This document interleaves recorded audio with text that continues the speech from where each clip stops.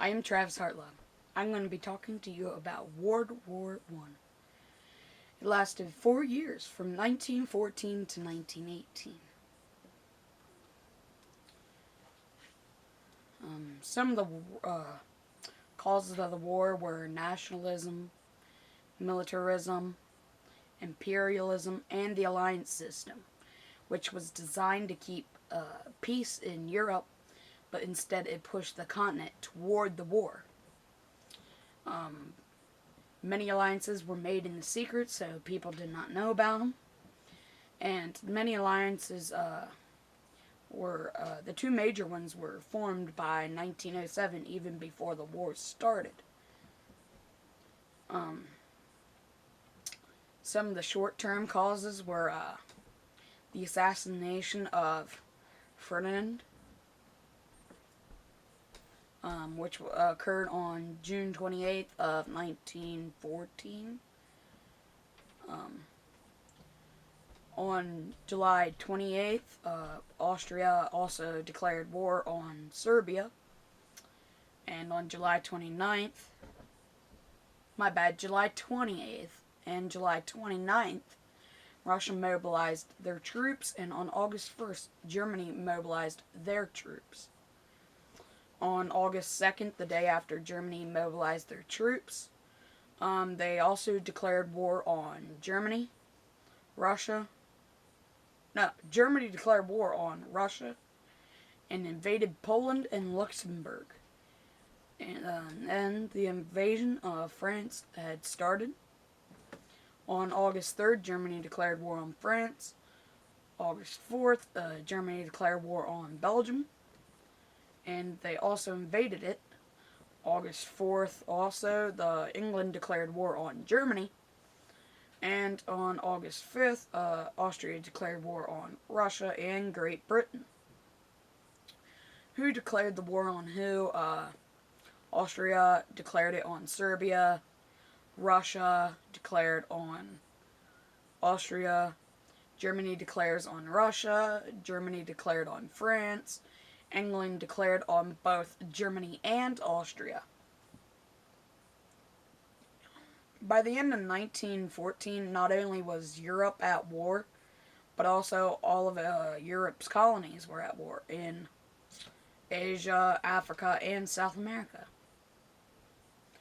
Some of the warfare that was used were machine guns. They were used by both sides and could shoot hundreds of rounds a minute by one person.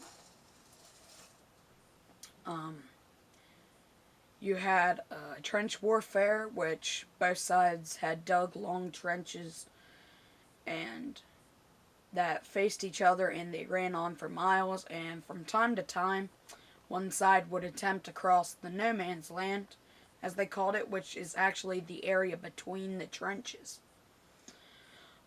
Trench warfare made World War II extend from a few months as planned to a few years, exactly 4.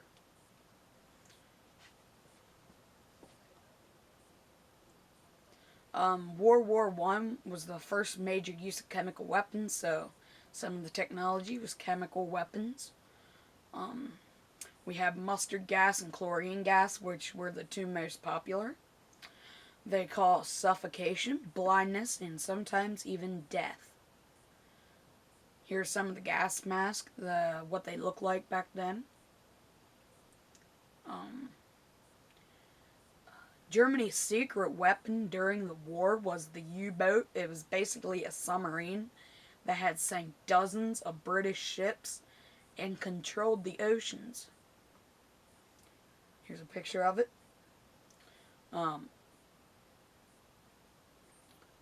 A question for you guys to think about is, why would the British think that the U-boat was breaking rules of war? So just think about that as we go along here. Air power was used. Both sides used them for observation, limited bombing, and air battles. Airplanes had their limitations because they were slow, they were clumsy, and unreliable. The most famous German pilot was Baron von Richthofen. that actually, Baron is not his real name. That's what all his buddies called him. His nickname they called him was the Red Baron.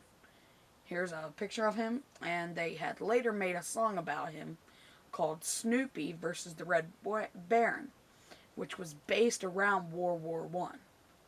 Here's his airplanes. Other technology were tanks, flamethrowers, and stuff like that. On the Western Front, Germans and Austro-Hungarians versus the French, British, and later the Americans. The Battle of Marne, 1914, was a German defeat. Trench warfare on the Western Front was used.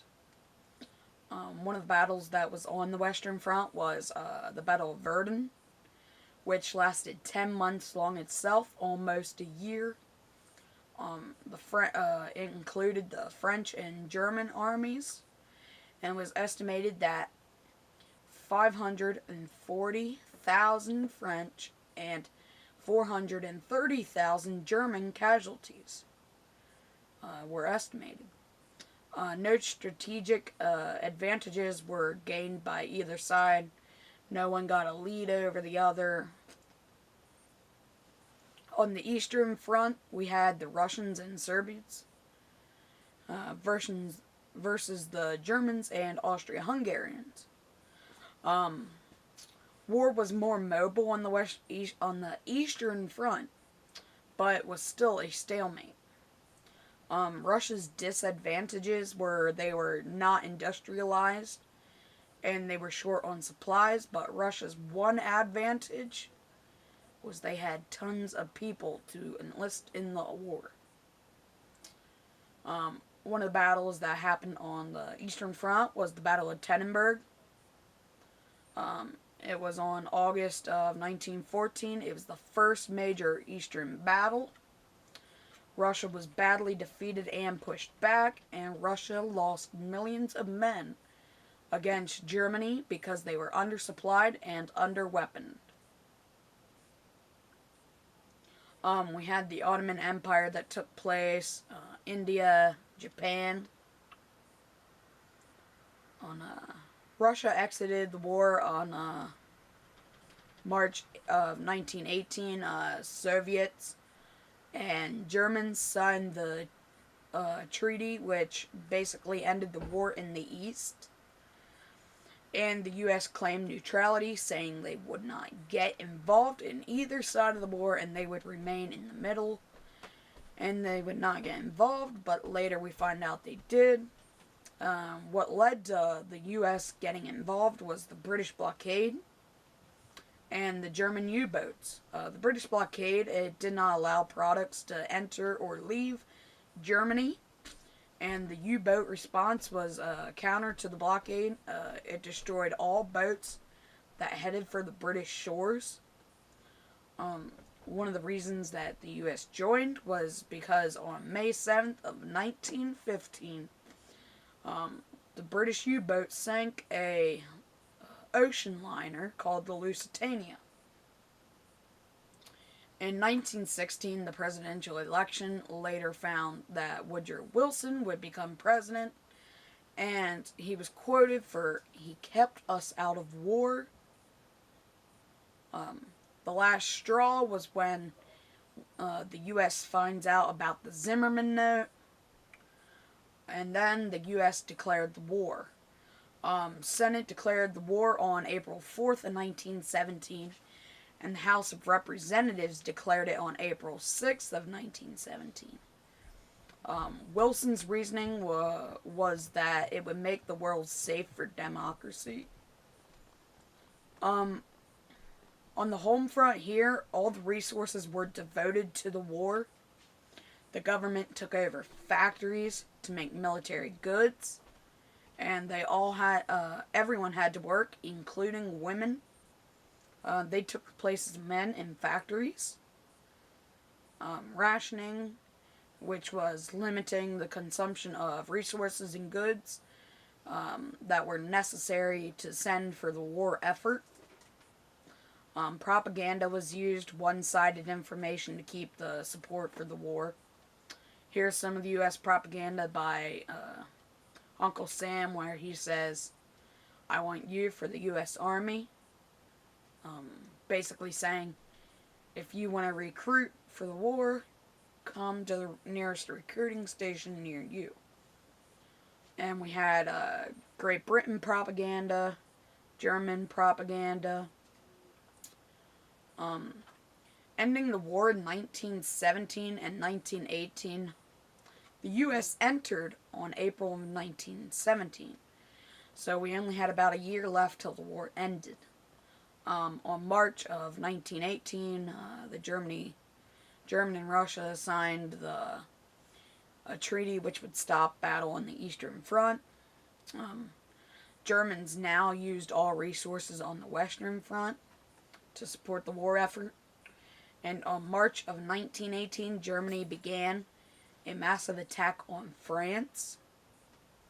And the tide turned because of German troops got fatigued.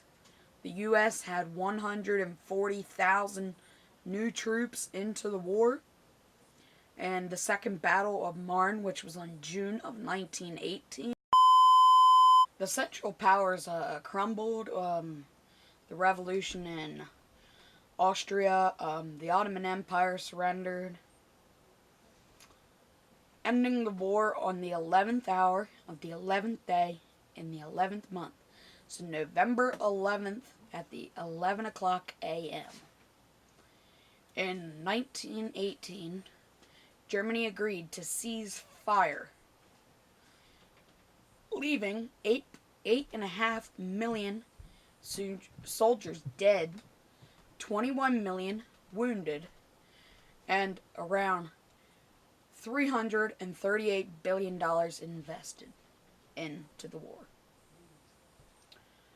Ending the war permanently was at the Paris Peace Conference, where President Wilson proposed his 14 points, and the Big Four created the Treaty of Versailles, which included the war guilt clause, the breakup of German, Austrian, Russian, and the Ottoman Empire, reparations, and the legacy of bitterness and betrayal.